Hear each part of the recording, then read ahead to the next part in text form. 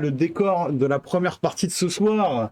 On te découvre, Laurent, au milieu de ta serre. Je vais faire en 15 secondes le résumé de cette histoire. Tu as lancé ce chantier il y a un bon moment. Tu as documenté tout ça avec une super vidéo YouTube, quelques vidéos YouTube même, je dirais. Et du coup, bah, ça m'a donné envie de venir te voir pour que tu prennes ton temps précieux pour nous faire visiter ce que tu as fait. J'ai déjà eu un petit aperçu hier et j'avoue que j'ai hâte qu'on fasse le tour ensemble. Alors attends, je vais juste mettre parfaitement bien cette image en grand là, que vous ayez vraiment tout. Hop, voilà, là, tac. Et on est au milieu, transition. Comme ça, vous l'avez vraiment en grand. Et ben écoute, c'est parti. Ce que je vais faire, c'est que je vais prendre mon téléphone, je vais regarder les différentes questions qui se posent sur le chat, et puis je me permettrai de t'interrompre si tu es OK au niveau du son. Pour, et puis à ce moment-là, alors, attends, je récupère le chat pour être sûr que tout est OK de mon côté. Normalement, vous êtes là. Yes, c'est bon. Bah écoute, je te laisse la parole, je coupe mon micro et je le rallumerai s'il y a besoin pour te poser les questions. Je te laisse nous présenter ton projet. Merci beaucoup d'avoir pris le temps. Eh ben, merci à toi, David, déjà de m'avoir invité pour présenter ce que j'ai réalisé cet hiver. Voilà, qu'est-ce qui m'a pris? Ça fait un moment déjà que je voulais transformer un petit peu ma serre de façon à faire un petit jardin botanique miniature chez moi. Donc j'ai dit, voilà, j'ai essayé de réfléchir un petit peu au projet, voir comment je pouvais aménager ma serre. Donc c'est une serre, c'est un modèle Dahlia qui fait 13 mètres carrés, elle fait à peu près 3 mètres sur un peu plus de 4. Donc il y avait 3 grands bacs de culture où j'exposais mes plantes qui étaient en pot. Les plantes en pot, bah, c'est sympa, mais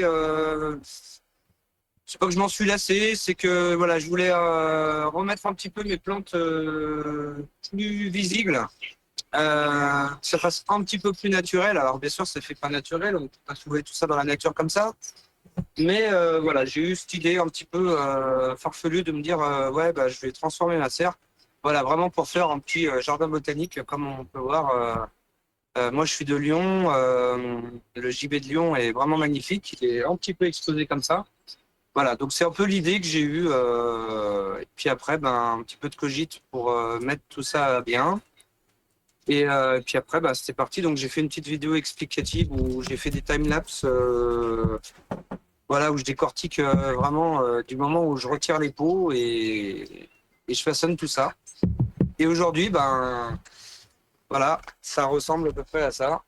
On va faire un petit tour, hein. Je vais vous présenter un petit peu les variétés que j'ai dans la serre.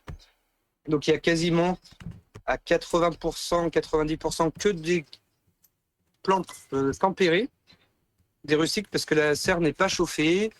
Mais je me suis quand même gardé mes petits Helianthora, mes Drosera africains, voilà, quelques plantes qui peuvent craindre les gelées. Donc pour ça, ce que je fais, eh ben, tout simplement, je mets en voile d'hivernage et j'espère ne pas tomber dans des températures trop négatives. Après, ça reste une serre, donc il y a toujours un petit delta de quelques degrés avec l'extérieur. C'est à l'abri. Et avec le voile d'hivernage, par exemple, cet hiver, j'ai eu plusieurs jours à -7 et tout a très bien survécu, hein. Les Helianthora, ils ont bien tenu. Les Helianthora, alors je prends pas d'espèces pures, je prends que des variétés hybrides. Les hybrides sont plus costauds, plus tolérants au froid. Voilà, grosso modo. Alors, n'hésitez pas si vous avez des questions.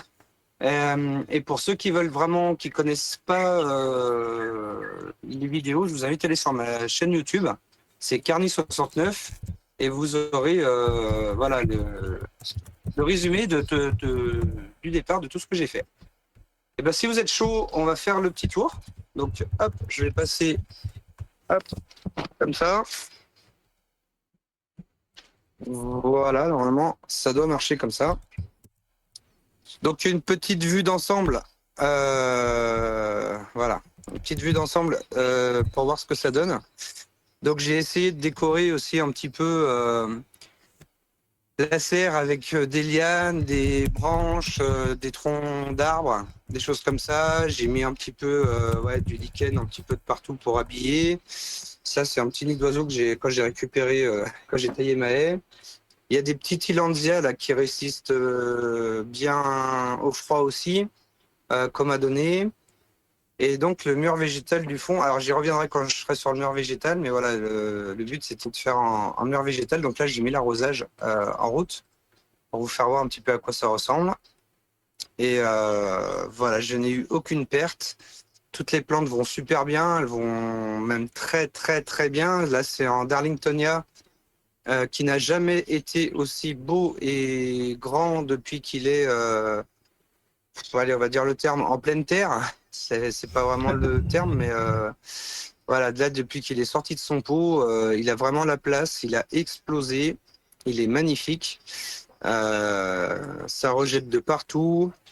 Celui-là, là, c'est le Long Fang, pareil, j'ai plein de petites divisions, là, on peut voir, qui arrivent de partout. Et en fait, ouais, j'ai l'impression que les plantes, mises un petit peu en pleine terre, elles profitent vachement mieux.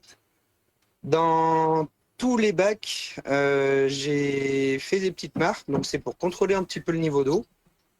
Et je trouvais que c'était vraiment du plus bel effet. Enfin, là, par exemple, avec Planifolia qui est là, elle qui adore être cultivée à la lisière de l'eau, bah là, elle est un petit peu dans son jus, quoi. Elle se plaît vraiment comme ça.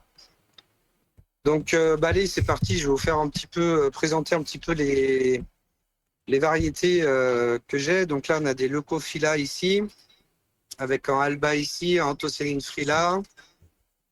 Là, on a un joli Purpurea heterodoxa. Alors, sur cette partie, en fait, cette partie, elle est un peu plus à l'ombre. Le soleil, il arrive ici que vers 16 heures, donc j'ai mis des variétés qui restent un peu plus vertes. Donc, il y a beaucoup d'hétérophylla, d'Anthocyline free, de greenform, de choses comme ça. Donc là, on a ce Purpurea heterophylla, voilà, qui, pareil, il n'a jamais été aussi beau depuis qu'il est parti de son pot. J'ai mis de la sphaigne dans tout ce bac là. La sphaigne, pareil, j'arrivais pas trop à la voir avant dans la serre, et puis là, ben, ça va super bien. Là, T'as déjà une, t'as déjà une ouais, petite question sur tes ah, Darlingtonia. Il y a ouais. Momit Rosette, bonjour à tous d'ailleurs, hein, je vous ai pas, j'ai pas juste pris le temps de dire bonjour, mais merci à vous d'être là. Qui dit on a acheté des Darlingtonia, pour le moment ils sont petits, est-ce qu'ils deviendront aussi grands que les tiens? En gros, est-ce qu'ils étaient pas grands les tiens avant et qu'ils ont grandi, ou est-ce que c'est une variété ou une espèce particulière? Alors, ça, celui-là, on va revenir sur celui-là. J'en ai d'autres que je vous présenterai après. Ça, c'est une localité. C'est le Ciuslo National Forest, donc une localité dans l'Oregon. Quand je l'ai acheté il y a une dizaine d'années, voilà, il était à peu près grand comme ça. C'était un petit bébé, il n'y en avait qu'un. Et là, aujourd'hui, ben, bam, voilà, il est devenu hyper gros, il rejette de partout. Donc oui, avec le temps et une bonne méthode de culture, oui, il deviendra grand, aucun problème. Là, il est devenu grand cette année, l'année prochaine, il le sera encore un peu plus. Surtout sous serre, il n'est pas soumis au vent, tout ça, donc ils ont tendance à devenir un peu plus grands. Donc pour le Darlingtonia, alors je vais peut-être pas faire en cours, mais je vais donner vraiment les grandes lignes pour être sûr de maintenir son Darlingtonia. C'est ce qui craint, c'est pas le soleil. On dit toujours ouais, ça craint la chaleur. Oui et non, ça craint pas la chaleur en surface. Par contre, ça craint la chaleur au niveau des racines. Donc si les pots, donc déjà le pot, le mieux c'est de mettre en pot blanc parce que le blanc attire moins la lumière que les pots noirs. Et ce qui va vraiment craindre, c'est les racines, parce qu'en fait, dans son milieu naturel, il pousse vraiment au bord des rivières. Donc, il a toujours de l'eau fraîche au niveau des racines. Donc, si vous lui mettez de l'eau jusqu'au niveau du pot, quasiment, hein, ça évitera le réchauffement des racines. Et là, vous pourrez vraiment maintenir votre Darlingtonia sans problème. Donc, après, si vous avez peur de la chaleur, vous pouvez le mettre mi-ombre, hein, aucun problème. En grand pot, le grand pot, c'est vraiment pas mal parce que plus il a de place, plus il va faire des stolons, plus il va être heureux. Donc le grand pot, et surtout c'est ça le secret avec le Darlingtonia, c'est vraiment qu'il ait les racines au frais, comme dans son milieu naturel. Voilà pour répondre à cette petite question. Parfait, merci. Alors Voilà, si ça suffit comme réponse, sinon je Vas-y, peux vas-y. Je te laisse développer un continuer. petit peu. Il y en aura d'autres après, mais je les garde pour la suite, t'inquiète. Allez, pas de souci. Donc Vas-y. là, on continue toujours un petit peu avec les variétés vertes. Donc là, on a un minor green, donc il n'a pas de pigmentation rouge. Là, on va passer sur un Oak Darlingtonia. Alors celui-là, il n'est pas forcément vert, c'est un 8 Mountains. Donc pareil, c'est une localité dans l'Oregon. Pareil, et ben là, depuis qu'il est là, il stolonne de partout. Là, j'ai des nouveaux rejets qui sont arrivés cette année. Ils se plaisent vraiment, vraiment, vraiment quand ils ont de la place.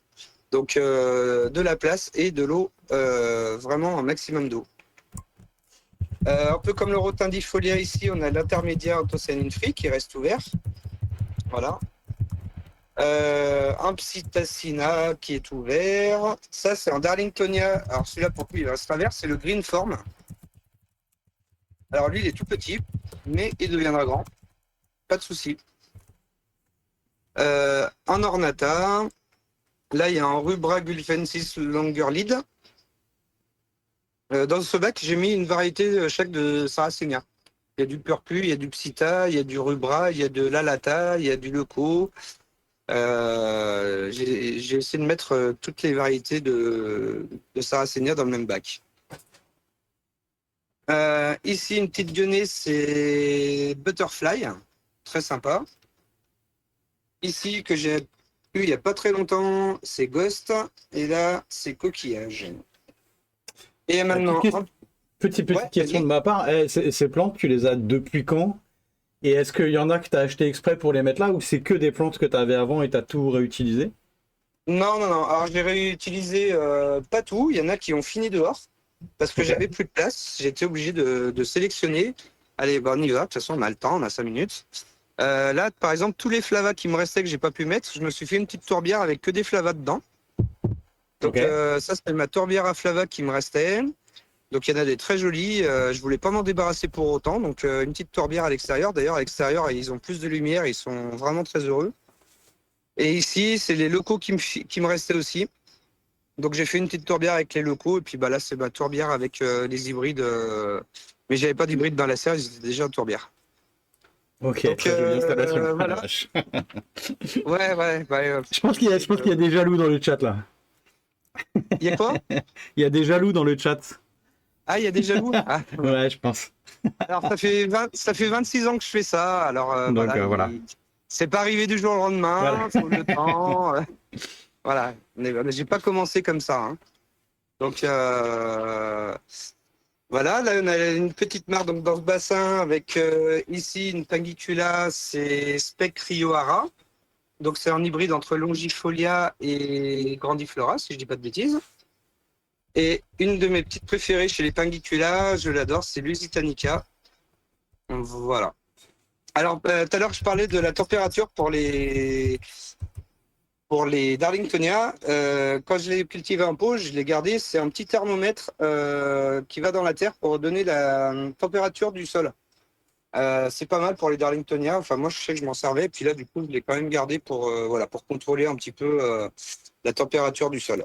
Qu'est-ce que tu regardes comme valeur en min et max? Est-ce que tu as des Alors, valeurs à conseiller là dans il ton cas? faut. Ouais, alors il n'y a pas forcément de minimum, hein, parce que ça résiste au gel. Moi, j'ai de l'eau gelée, il n'y a pas de souci. Donc, il n'y a Ok. pas vraiment trop de minimum. Le maximum que je dirais, il ne faut pas dépasser une température de substrat de 30 degrés. Ok. 30 degrés, il faut se dire que c'est un peu le max. Donc si on met un gros niveau d'eau, là par exemple, là, donc tous les bacs sont reliés là, l'eau va pas grimper. Plus il y a de l'eau, moins elle a tendance à devenir chaude. Si on met ça dans une coupelle, bah, la Ok. coupelle elle va vraiment chauffer plus vite.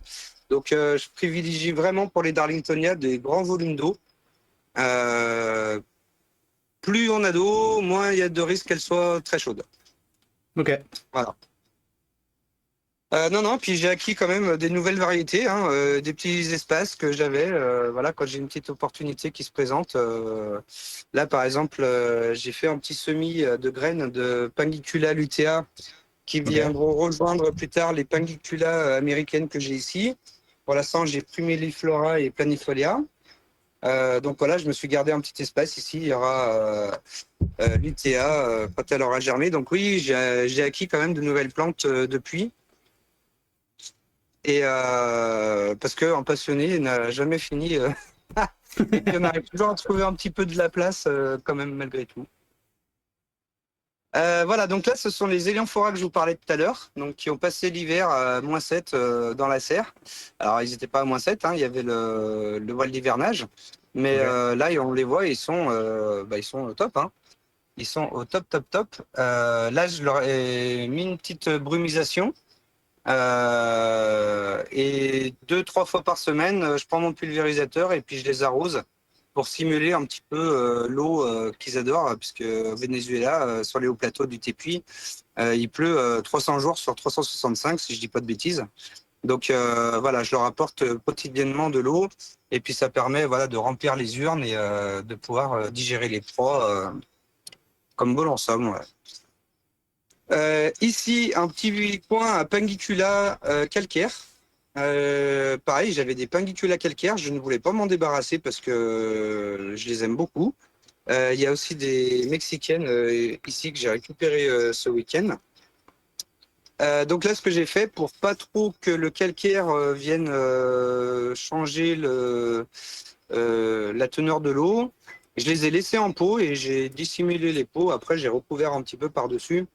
Voilà. Mais bon, après, c'est pas cette petite quantité de calcaire qui va forcément faire tourner la tourbe.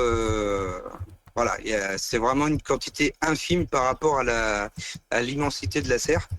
Euh, donc voilà, je me suis gardé des petites pendiculas calcaires parce que c'est trop joli et je les adore. Ici, alors ça va être intéressant. C'est mes céphalotus qui en pot étaient vraiment en train de crever. Je les ai mis en me disant oh là là, ils sont en train de mourir, je vais les mettre quand même. Et en fait, depuis qu'ils sont là, ils se portent super bien. On peut les regarder de près là. Pas de maladie, pas de parasites. Et en fait, ce que je pense, c'est qu'ils poussent déjà à la verticale. Ils sont sur le mur végétal, un peu comme dans leur milieu naturel. Et en fait, il n'y a pas d'eau stagnante dessous. L'eau stagnante, voilà, si on descend, elle va venir ici, l'eau stagnante. Donc, ils sont à peu près à 40 cm au-dessus du niveau de l'eau. Donc, pour Cephalotus, c'est vraiment bingo. Là, ils sont tous repartis. Là, il y a les urnes qui arrivent tout doucement. Et Cephalotus, là, il se plaît vraiment dans ces conditions-là. Donc, Cephalotus, pas d'eau stagnante au pied et il se plaît. Pareil, sur le mur végétal, là, j'ai mis en autre hybride, c'est Scully. Scully, c'est un hybride entre Vulgaris et Grandiflora.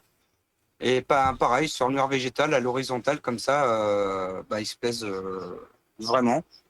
Et pour le mur végétal, donc en fait, ce que j'ai fait, donc c'est du grillage. Hein. À l'intérieur du grillage, j'avais mis de la sphène morte que j'ai recouvert après de tourbe. En fait, pour habiller ce mur végétal, euh, tous les petits adventices qu'on peut trouver dans les pots, en fait, je les fous là-dedans. Donc, on trouve des fougères, des mauvaises herbes, des choses comme ça. Et en fait, je trouve que c'est du plus bel effet. Ça habille bien, sachant que c'est la première année, donc c'est en train de s'installer tout doucement. Mais le mur végétal, comme ça, je le trouve très joli. Et puis, je voulais pas forcément attirer l'œil avec des plantes carnivores. Voilà, je voulais un truc un peu plus classique. Et là, avec ces... Alors, j'ai piqué un petit peu à droite à gauche quand même quelques drosera dedans. Là, on peut voir si je me rapproche. Voilà. On verra ce que ça donne à la verticale, les drosera, mais voilà. Le but, c'était vraiment d'habiller le fond quand même. Ici, une des seules plantes qui n'est pas carnivore, c'est une pléone.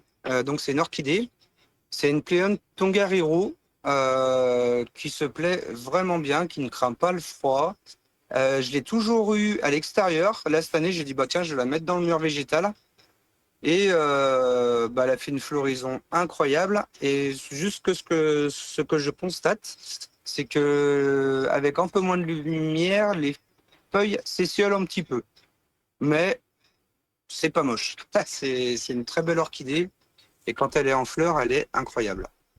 Et puis à l'intérieur, il y a un binata qui pousse. Et alors là, pour arracher un binata de là-dedans, c'est impossible avec le système racinaire des binata. Donc voilà.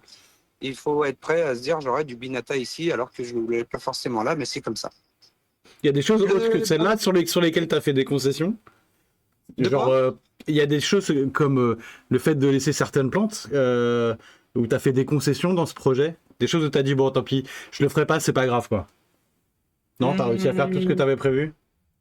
Non, j'ai vraiment fait tout ce que j'avais prévu, Ok. dont le petit volcan là, qui est là, juste après là. Hmm.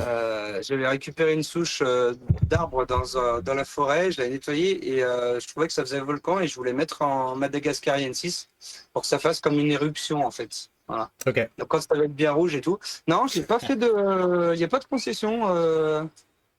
J'ai fait à peu près tout ce que j'ai voulu. Ok. Donc c'est assez cool. Qu'est-ce qu'on a ici? Ah si, non, ce serait dommage de passer à côté parce que ça fait 2 ans ou 3 ans que je l'ai. Et c'est la première année qu'elle me fait les pompons. C'est Dionéa Pompon.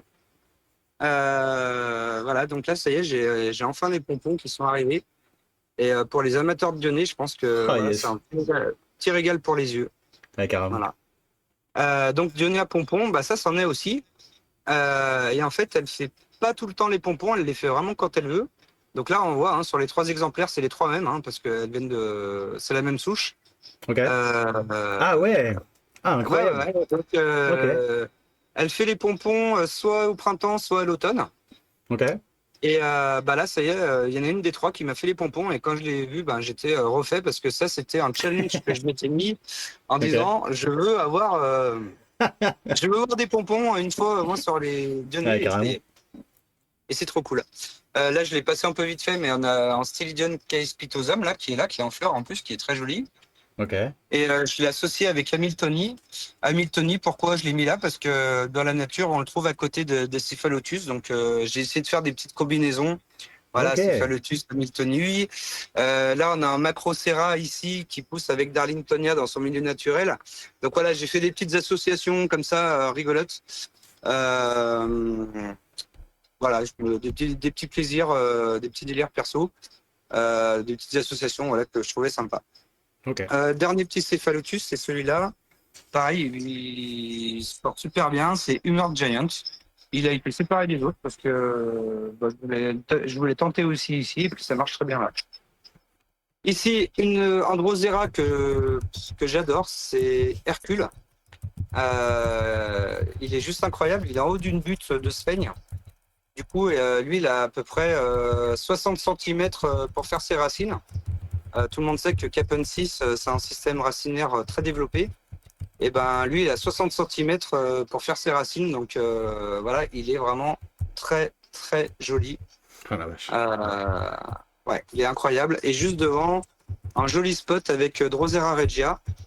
Pareil, Drosera regia, là, il a peut-être un peu moins. Il a peut-être juste 40 cm de profondeur de racine. Mais bon, il est juste incroyable.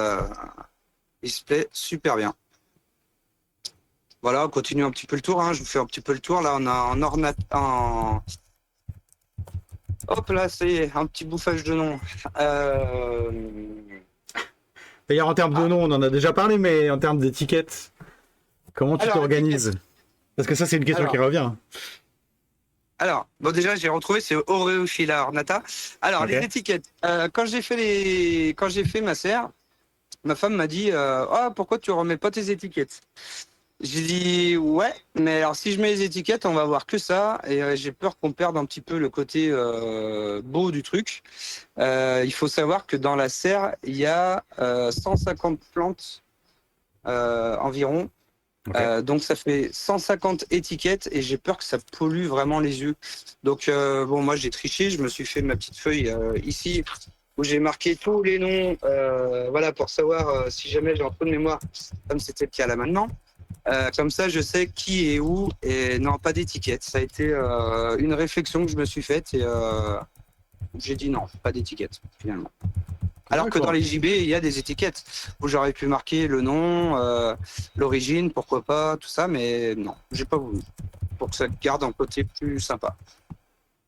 Je reviens dessus, là, tout à l'heure j'étais dessus, c'est Darlingtonia Longfang avec sa longue langue de serpent qui est vraiment magnifique.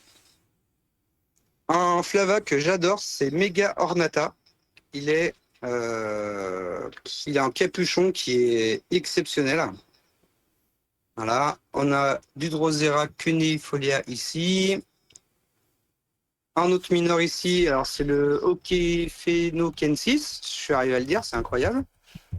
Là, on aura un Leucophila derrière, mais c'est pas trop la période, il faut attendre plus l'automne pour les Leucophila. Mais celui-là, c'est le Green and White Giant. Et là, déjà, il a une hauteur déjà qui est déjà incroyable. Donc, cet hiver, ça va être vraiment pas mal. Là, lui, c'est un exemple typique des plantes, comment elles ont vécu le transfert. Ça, c'est Soro, pour ceux qui auront reconnu. Donc là, on voit bien les pièges de l'année dernière. Là, cette année, ils ont doublé. Ils sont 2 fois plus gros. Donc les plantes, vraiment, elles ont aimé le fait d'être un peu libérées de leur peau. J'en ai certaines qui ont vraiment explosé, comme c'est le cas pour celui-là. Et là, on voit bien entre les urnes de l'année dernière et celles de cette année, la différence qui est vraiment notable. Voilà, je suis venu tout à l'heure là-dessus, donc c'est les petites américaines, donc Primuliflora et Planifolia. Et Planifolia, donc en fait le soir, quand le mur végétal, quand l'eau redescend, parce que l'eau là pour l'instant elle est dans les bacs qui sont là, donc j'avais mis des petits godets en plastique pour pouvoir vérifier un petit peu. Voilà, là on voit bien qu'il y a l'eau ici. J'en profite pour cultiver ma sphaigne d'ailleurs là-dedans, comme ça je mets de la sphaigne, je la taille et je remplume là où il y a besoin. Donc le soir, l'eau, elle va redescendre dans les bacs. Donc en fait, le soir, le niveau remonte et Planifolia a les pieds qui baignent dans l'eau le soir. Et Planifolia, c'est vraiment une plante qui aime vraiment être à la lisière de l'eau, donc c'est vraiment cool pour elle. Et puis en plus, ça fait de la circulation d'eau et c'est peut-être aussi pour ça que les Darlingtonia, ils aiment ça en ce moment, c'est que la circulation, ils adorent ça. Donc voilà, ici on a un Purple Montana. Là, j'ai une petite forêt derrière, je ne sais pas si on la voit bien. Une petite forêt de Filiformis. Donc j'ai 4 variétés. Tu vois, ça c'est pareil, j'en avais 3. J'ai Pine Barrens qui est arrivé récemment. Donc il y avait une petite place et j'ai dit il y a une place pour un petit 4e Filiformis. Là on a le Tracy, le classique et le Floridana qui est bien rouge. Voilà.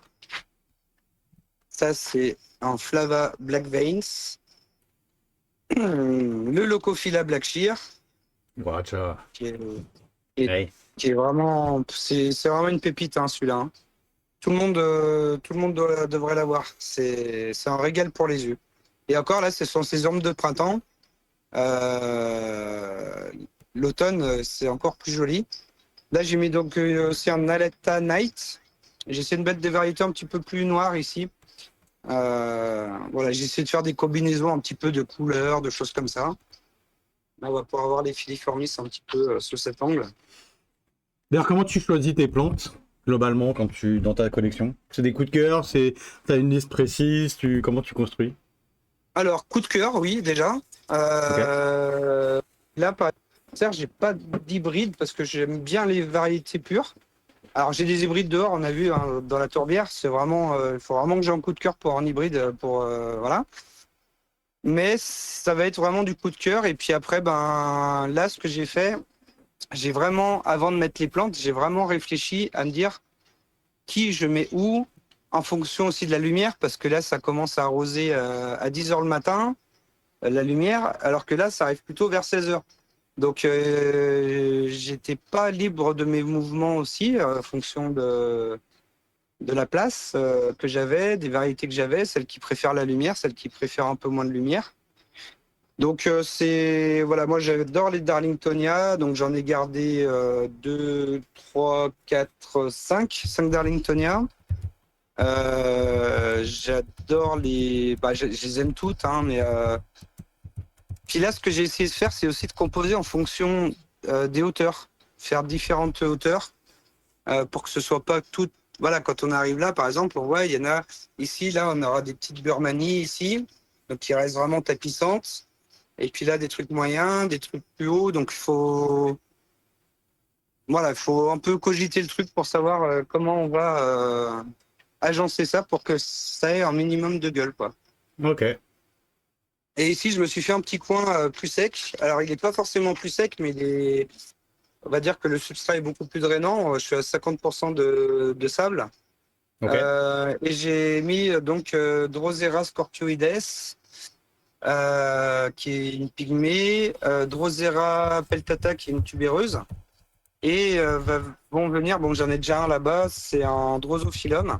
Et j'ai fait des semis de Biblis aussi, on verra. Donc, pareil, c'est des variétés que je voulais garder. Et je me suis fait un petit coin dans le coin pour garder ces variétés-là. Ici, je me Alors, suis fait une belle forêt de Binata. What? Et ouais, c'est. Alors, là, ça, c'est un truc qui va par contre falloir contrôler parce que le Binata, il a tendance à se propager un peu de partout.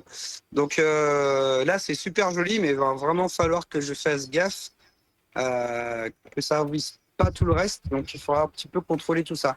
Par contre, voilà, j'ai pas mal de Binata différents. Il y a du vert, il y a du blanc, il y a du rouge, il y a du cuivré. Voilà, et l'association des couleurs comme ça, elle est vraiment sympa. Par contre, voilà, j'ai pas mis les blancs les uns à côté des autres. Ça, c'est Ghost et ça, c'est White. Je les ai quand même bien séparés de façon à ce que je sois sûr que si je veux prendre un morceau de celui-là, je sais lequel c'est. J'ai fait pareil avec les tempérés qui sont là. Ça va, on y voit encore. Là, on a Bellesiana qui est au fond. Et ceux qui vont se ressembler, ça va être Obovata et X Woody. Bah, je les ai mis vraiment pas à côté de façon à me dire que là, c'est bien X Woody et là, c'est bien X Obovata. Voilà, j'ai essayé de Ok. faire des trucs pour pas me faire avoir dans l'identification, quoi. Alors, t'as plein de questions. T'as une Ah, question sur génial. les algues. T'as une question sur les algues de l'ami Samuel Ah, qui demande si t'as des galères d'algues. Visiblement, vous oui, en j'en avez un peu ai, parlé. j'en ai. Les Ok. algues, alors j'en ai toujours eu, même quand j'étais en pot. Je me suis mis sur un groupe sur Facebook pour savoir comment on peut. Et en fait, les algues, apparemment, ça viendrait vraiment du pH de l'eau. Donc, vu que je suis en pH négatif, qu'on cultive dans la tourbe, on doit être à 4-5 Ouais. au niveau du pH. Et ben en fait, ça favorise les algues. Donc, il y en a qui me disent, bah, monte ton pH. Bah oui, mais non, les plantes ne vont pas aimer. Ah Donc, oui. parler d'une autre solution que je n'ai pas encore testée, mais qu'il faudrait éventuellement que j'essaye, c'est d'apporter des bactéries vivantes, comme dans les Ok, ouais. aquariums. Mhm. Mais les algues, c'est vraiment un fléau. Je ne sais pas si on aura assez de lumière ici en parlant d'algues, mais là, j'ai mis Ok. une utriculaire, le Tricularia vulgaris. Ok. Voilà, je sais pas si on arrive à la voir un petit Si, si, peu. si, on voit bien. Ouais, si, si, on voit bien, ouais. Ouais, c'est bon. Cool. Donc voilà, dans une démarche, j'ai mis un petit peu Ok. une aquatique. Je trouve ça cool, mais Euh, ouais, il y en a. Alors, il y en a, mais pas si tant, hein. ok. Je retourne un petit peu vers mes lentilles d'eau là. J'avais mis les lentilles d'eau pour oxygéner un petit peu l'eau. Ok. On en a des algues, mais pas tant que ça. Ces algues filamenteuses, apparemment, ça viendrait aussi du fait du pH de l'eau. Donc, T'as une autre très question difficile. sur est-ce que t'as des mauvaises herbes? Question d'Antoine. Est-ce qu'il y a des Bien choses qui sûr, n'étaient pas prévues et qui poussent, ouais? bien sûr, bien sûr. Donc, dès que j'ai des mauvaises herbes, hop, je les fous dans le mur végétal. Euh, Alors, des mauvaises herbes, on en a toujours un petit peu parce que, en fait, dans la tourbe, il y a forcément des graines, des choses comme ça qui ont tendance à regermer du fait qu'on remette la tourbe humidifiée. Mhm. Donc, ça va être. Donc, on peut trouver du jonc, des choses comme ça, des choses qu'on trouve en tourbière. Donc, le jonc, j'évite de le mettre quand même dans le mur végétal parce que c'est un système racinaire qui fait que ça me défoncerait tout. Par contre, les autres. Ouais, donc. Oui, bien sûr qu'il y a des mauvaises herbes, mais très peu, vraiment très très peu. Après, j'essaye de passer dans ma serre un peu tous les jours, de façon à les retirer le plus rapidement possible. Ok. Mais bien sûr, T'as une question sur des tubéreux. Est-ce que tu as beaucoup de tubéreux dans ta serre? Non, je n'ai que Peltata, parce qu'en fait, D'accord. les Drosera tubéreux nécessitent une culture quand même différente des autres plantes. Il leur faut un passage au sec. Et en fait, Peltata, moi, ça fait des années que je l'ai, parce que je suis un gros flemmard. Quand c'était en pot, j'ai jamais réussi à faire le geste de le prendre et le mettre au sec. En mode vraiment gros flemmard, alors que je le sais. Mais Peltata, le truc, c'est qu'il arrive à résister toute l'année les pieds dans l'eau. Donc c'est pour ça que j'ai gardé Peltata, parce que je sais que là, j'ai pas besoin de l'enlever, euh, parce que là, il est en pleine terre, entre guillemets. Ok. J'ai pas besoin de l'enlever, je sais qu'il va, bah là, comme là, il commence à faner, là, il va mourir, et le printemps prochain, sans passage au sec, je sais qu'il va repartir. Parce que c'est Peltata et que c'est un costaud. Je ferai Ok. pas ça sur une autre variété qui nécessite vraiment un passage au sec, obligatoire. Ok. Peltata, c'est un des seuls tubéreux à ma connaissance, parce que je suis pas un spécialiste du tout en tubéreux, qui peut garder les pieds dans l'eau toute l'année. Donc c'est pour ça que je Alors, n'ai que lui. en termes d'eau, ah donc oui, effectivement, pour faire ce que tu fais, il faut quand même bien connaître ces plantes. On peut pas être Ouais, débutant et faire ça. Je pense que ça va être non, un bah peu sinon ça va être des l'idée, c'est ça. échecs après, bon. C'est ça. Ouais.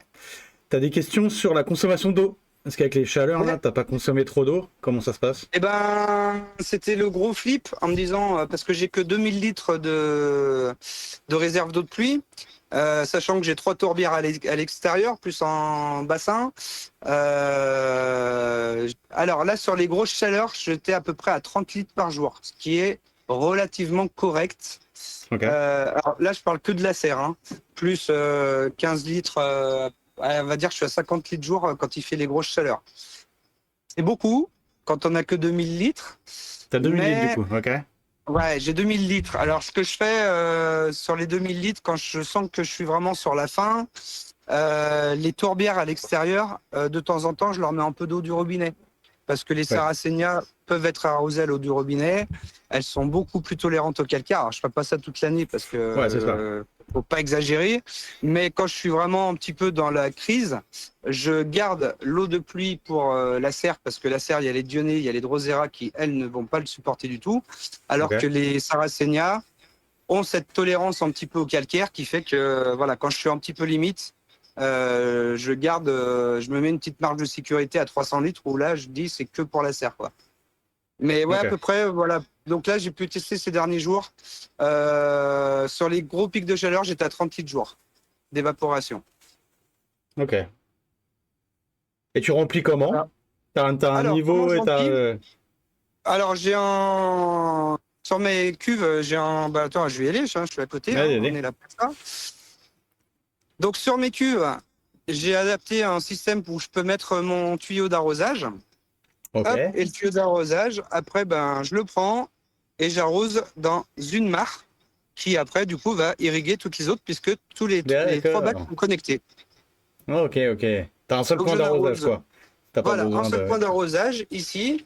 Genre, je Ok. mets mon robinet là, enfin, mon robinet, Ah la vache. le pommeau, quoi. Et du coup, vu que les trois bacs sont reliés par les tuyaux, ça vient monter le niveau dans les trois bacs. Et ça, c'est cool. Et je galère Ça, beaucoup c'est quand moins même. qu'avant. Parce qu'avant, il fallait que j'arrose et ce bac-là, et ce bac-là, et ce bac-là.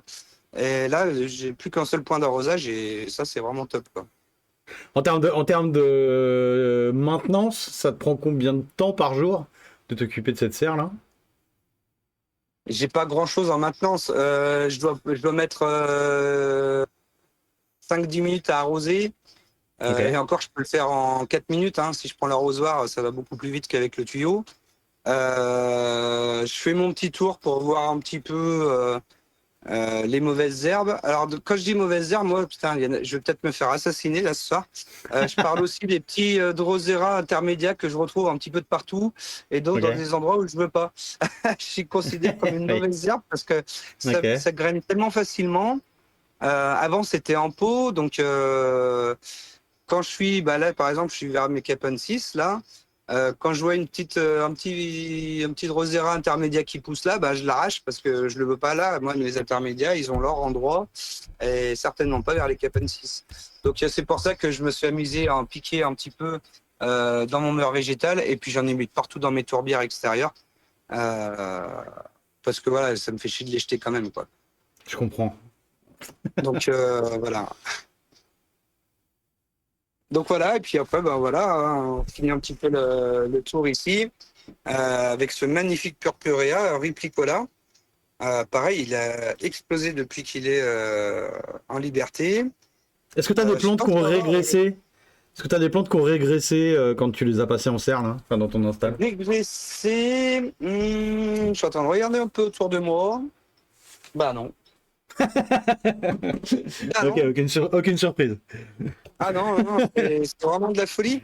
Même ce Dionée, la Sautou là, j'ai jamais eu des pièges aussi grands et aussi beaux. Non, non, tout va vraiment super bien, quoi. Ça, c'est l'autre Darlingtonia que je disais tout à l'heure, hein. Ça, c'est une autre localité, South Fork Road, toujours dans l'Oregon. Pareil, il m'a fait des pièges là qui sont, waouh, qui sont mais super jolis, hein. Là, la luminosité, elle a commencé à baisser, mais voilà. C'est ah si, il y en a un sixième de Darlingtonia aussi. C'est celui-là, c'est Ça s'arrête plus. Vas-y. le Red Alpine Farm. Ah, alors si, j'ai eu une grosse galère au début. Tu vois, j'en retrouve une là, ça fait au moins une semaine que j'en ai pas vu. C'est les limaces. Oh, oh la vache. Parce Oui, qu'en d'accord. fait, vu que mes pots ont dormi dehors quasiment tout l'hiver, le temps que je fasse les travaux d'aménagement ici, ben en fait, les pots étaient dehors et j'ai des limaces qui ont dû rentrer dans les pots. Et je vais pas exagérer, je suis pas marseillais. Si j'ai pas enlevé 500 limaces, Oh la vache. j'en ai Ok. pas enlevé une seule. Non, non, Ok. c'était à puis à boire, elle s'était reproduite, hein. Elle s'était reproduite, donc il y en avait de partout. Tous les jours, j'en enlevais 10 à 15. Tous les jours. Ah, Là, j'en putain. vois une. C'est pas que ça me fait plaisir, mais ce que je me dis, c'est que ça fait une semaine que j'en ai pas vu. Donc c'est cool parce que ça a été une galère pendant Ouais. plusieurs semaines. Ok. Ouais, vraiment. Donc voilà, je vais me reculer un petit peu parce que là, la Ouais. luminosité commençant à descendre. On va essayer de prendre du grand angle. Parfait. Ce sera mieux. On verra bien. Et puis après, de toute façon, à partir d'une certaine heure, j'ai la lumière qui se met en route parce que on a mis des Ok. petites LED solaires qui fait Ok, que cool. quand il fait nuit, ça s'allume et comme ça, c'est cool. On peut même voir les plantes la nuit. Ah, c'est Ah, vraiment quand on bien. est passionné, hein, c'est. T'as mis combien de temps à faire ce projet pour que ça donne un peu aux idées aux gens de ce qu'il faut investir, quoi? Alors, au niveau du temps, on va dire qu'il y a eu bien 2, 3 semaines de réflexion. L'avantage que j'avais, c'est qu'il y avait déjà ces bacs-là. Donc, il a fallu se dire, bon, j'ai ces 3 bacs, qu'est-ce que je peux faire? Donc, en fait, le truc, c'est que voilà, il y a eu 2, 3 semaines de réflexion. Est-ce que c'est possible? Est-ce que machin? Comment je vais faire pour faire mon mur végétal? Comment je vais pouvoir agrandir le truc? Et puis après, une fois que tout était bien pensé, que tu te dis, bon, allez, voilà, j'ai acheté la matière première et après, ça a été 15 jours de travail à plein temps. J'ai mis 15 jours, mais j'ai Ok. vraiment pris mon temps. Ouais, j'ai vraiment pris mon temps parce que là, déjà, je n'étais pas pressé. C'était l'hiver. Les plantes, elles étaient dehors, elles risquaient rien. J'ai pas rencontré trop de problèmes euh, pendant les travaux. Ok. 2, 3 petites choses qui ont changé. À la base, l'arrosage, je l'avais mis plus devant, mais en fait, ça ne m'irriguait pas du tout le mur végétal. Donc, il était archi sec. Donc, bah, après, bah, voilà, c'est pas grave. Tu prends ton tuyau, tu le repousses de façon à ce que l'eau ruisselle sur le mur végétal. Donc, voilà, j'appelle pas ça une galère.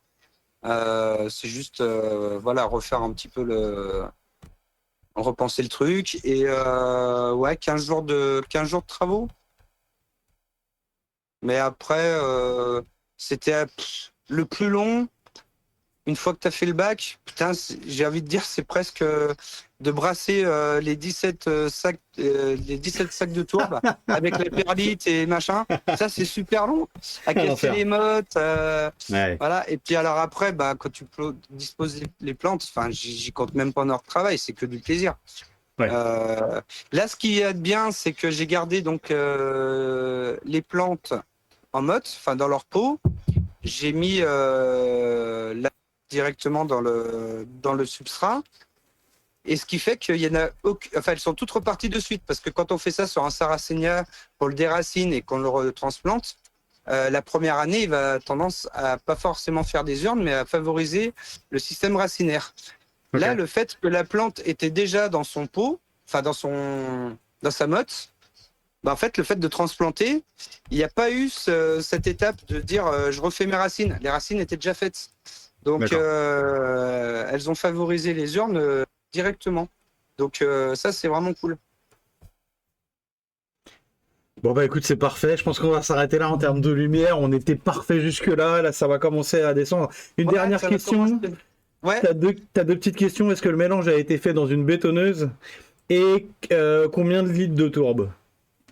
Alors, les litres de tourbe, j'ai à peu près compté entre les sacs que j'ai achetés, plus la perlite, je suis à peu près à 2000 litres au total. Ok. Par contre, non, j'ai pas fait ça à la bétonnière. J'ai fait ça directement dans les bacs, c'est-à-dire que je mettais mes sacs dans les bacs Ok. et je mettais ma perlite et ma vermiculite et je mélangeais à sec directement dans les bacs. Et une fois que tout était rempli, hop, j'ai mis l'eau. J'ai bien laissé reposer bien 24-48 heures, le temps que la tourbe, comment dire, boive bien l'eau Ok. avant de mettre les plantes, tout ça. Ok. Mais non, non, j'ai pas utilisé j'ai tout fait à la main. Après, comme je dis, j'avais le temps, donc euh, voilà. Mais Ok. ouais, à peu près 2000 litres 2000 litres de de tourbe. substrat. Ok. Ouais. Ça Alors qu'avant, marche. j'étais en soigne morte, Ouais. puisque j'avais trouvé cette alternative à la tourbe. Mais bon, finalement, on trouve toujours de la tourbe en jardinerie. Ouais. Ok. Pour combien de temps, on ne sait pas. Attends, ce que je vais faire, je vais me mettre comme ça, peut-être. Tac. Ouais, très Ouais, bien. non, C'est mieux. non, on voit plus. Si. Je vais nous remettre tous les deux. Si, si, on te voit plus trop, mais on te voit encore. On te Attends, distingue. bouge pas, je vais me mettre à la Ok. lumière. Voilà, j'ai allumé la lumière. Comme Yes. ça, on verra. Très bien. Parfait comme ça. Hop, tac, voilà. Voilà, comme ça, on nous voit bien. Parfait. 2000 litres, ouais, c'est à peu près, c'est approximatif parce qu'entre ce qu'il y avait déjà dans les pots, que j'ai pas forcément compté, mais bon, entre ce que j'ai acheté, ça fait à peu près ça. Ok. Très bien. Bon, écoute, je te remercie. Je pourrais en discuter encore une heure, avec grand plaisir, mais on n'a pas le temps, c'est dommage. Il y a François Et oui, qui attend pour François, sa conf. bien sûr. Écoute, je te remercie beaucoup d'avoir pris le temps de nous expliquer tout ça. Je n'hésite pas tout à l'heure à remettre évidemment le lien de ta chaîne sur le Ouais. chat, que les gens viennent s'abonner à ta chaîne, parce que c'est quand même ultra intéressant d'avoir partagé tout ça.